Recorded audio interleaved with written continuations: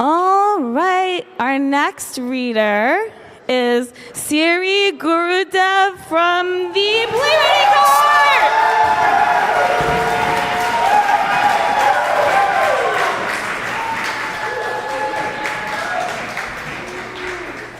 Yo, I'm so scared, seriously.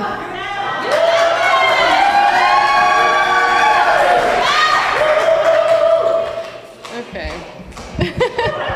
Love you.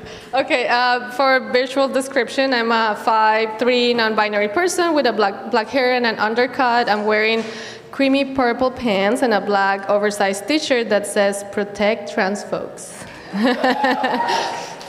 Okay, and I am wearing glasses too. Whew. Okay, so I write in different genre, and I keep trying to figure out where to situate my writing. So I read this excerpt as part of a new play to my cohort, but I will read it here as an essay because it is, because it happened to me.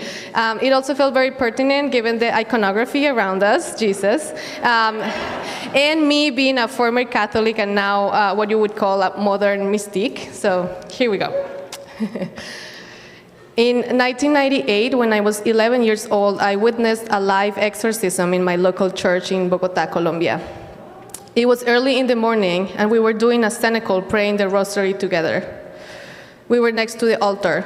The energy was powerful as we felt the intensity of devotion. All of a sudden, the flowers, I think daisies, started moving by themselves in a big, exquisite vase. It was a gentle movement like a swing, but clearly noticeable and impossible for a lifeless flower. The movement hypnotized me while people start crying and praying out loud, "Gracias Dios, un milagro." Soon after, the priest, Padre Germán Darío Acosta, entered the front door with a woman in her 80s, whom I recognized because my mom, a professional nurse, would apply her medicine and take me with. The father went up to the altar. The lady stayed moving awkwardly at the stairs. We were silent. The father asked, "What is your name?" And the lady would answer with a voice different from hers, in words made of a language I did not know. "What is your name?" he kept yelling, as the woman started twisting and sinisterly laughing until she fell to her knees. The father kept reciting prayers until visible, tiny white worms and slime came out of the lady's mouth. Little by little, she recovered her usual self while the father sprayed her with holy water. Someone came in and took the women. We left quickly. My mother did not say a word about what happened until 20 years later when I asked her if she remembered that moment in our lives. She nervously laughed and confirmed my story. Around this time, at the very same church, a statue of Virgin Mary started to cry real tears. I saw it with my own eyes. The Virgin was at the front of the main altar, and people would line up to see her closely. My mom and I made the line for hours.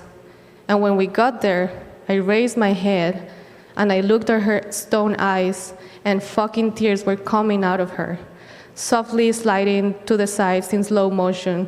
It was subtle, nothing cartoonish about it, just a mother quietly crying. Reflecting on this event, I kept asking myself, what really happened?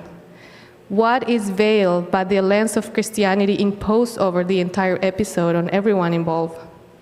What if her ancestors took her? What if the tongue she murmured was sacred?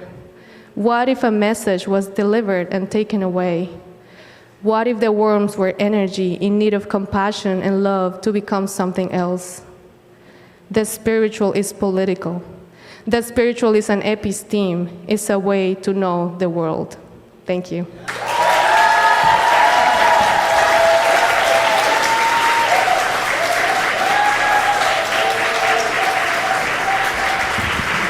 Thank you, Siri.